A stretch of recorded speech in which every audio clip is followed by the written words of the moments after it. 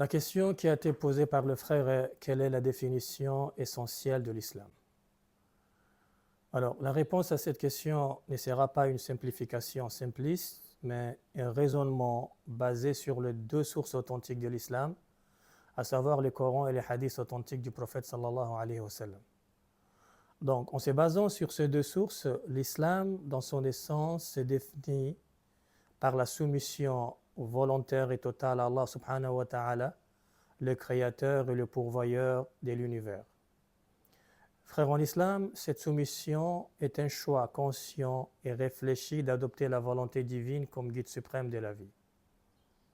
Elle repose sur la conviction qu'Allah subhanahu wa ta'ala connaît parfaitement les besoins de ses créatures et que suivre ses commandements mène à une existence harmonieuse et équilibrée. Le Coran définit cette soumission comme la voie naturelle de l'humanité. Allah subhanahu wa ta'ala, dans un verset du Coran, il dit: Inna ad-dina 'inda Allahi al-Islam wa ma ikhtalafa alladhina utul kitaba illa min ba'di ma ja'ahumul 'ilmu baghyan baynahum wa man yakfur bi ayati Allahi fa inna Allaha sari'ul hisab. Certes, la religion acceptée par Allah, c'est l'islam. Ceux à qui le livre a été apporté ne se sont opposés par la discorde que par pure rébellion après avoir reçu la science. Et quiconque ne croit pas au signe d'Allah, Allah est prompt à demander des comptes.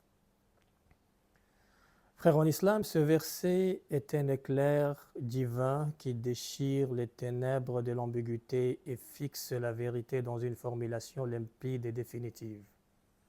Inna ad-dina 'inda Allahi al-Islam.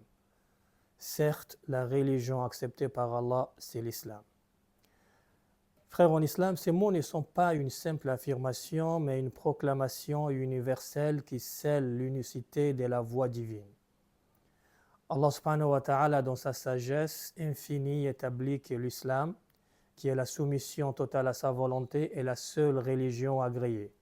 Ni les philosophies éphémères, ni les idéologies humaines, ni les déformations des religions antérieures ne peuvent rivaliser avec cette vérité éternelle. Donc, d'après ce verset, frères en islam, l'islam n'est pas une option parmi d'autres, mais l'ultime révélation, le parachèvement du message divin adressé à l'humanité.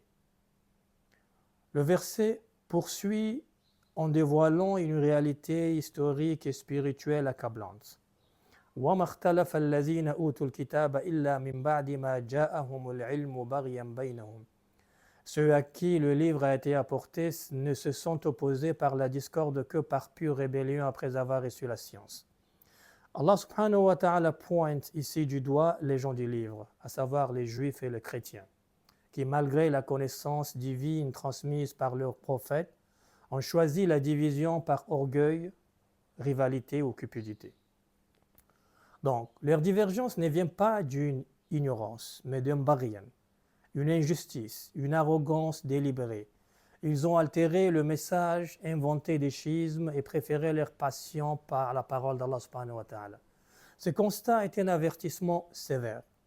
Même la science sacrée peut être corrompue lorsque le cœur s'emplit et s'embellit d'égoïsme.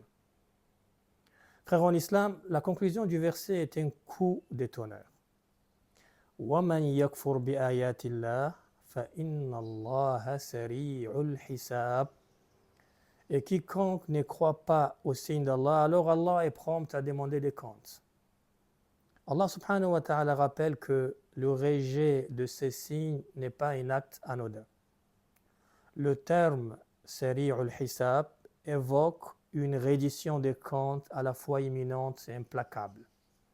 Contrairement à l'illusion des injustes qui croient pouvoir échapper à sa justice, Allah subhanahu wa ta'ala souligne que le châtiment peut les frapper à tout moment, ici-bas par des épreuves ou dans l'au-delà par un jugement sans appel. La rapidité divine n'est pas une question de temps, mais de certitude. Aucun déni, aucune fuite, aucun compromis ne sera toléré. Frères en islam, ce verset pose une question brûlante à chaque être humain. Pourquoi résister à l'évidence? L'islam est la religion naturelle, la fitra, seul qui harmonise la création, la raison et la révélation. Les gens du livre, comme toute l'humanité, sont appelés à embrasser cette vérité sans détour. Refuser, c'est s'opposer non seulement à Allah subhanahu wa ta'ala, mais aussi à sa propre nature. Le verset révèle un paradoxe tragique. Ceux qui détenaient la science, les Écritures, ont préféré la discorde à l'unité, l'orgueil à l'humilité. La question qui se pose est nous. Sommes-nous différents d'eux? Si dans les épreuves écrasantes de l'unicité divine, nous nous entêtons dans nos doutes ou dans nos passions. Frères en islam, Allah subhanahu wa ta'ala ne laisse aucune place au relativisme. Inna ad-dina 'inda Allahi al-Islam. Cette phrase est à la fois une clémence et un ultimatum.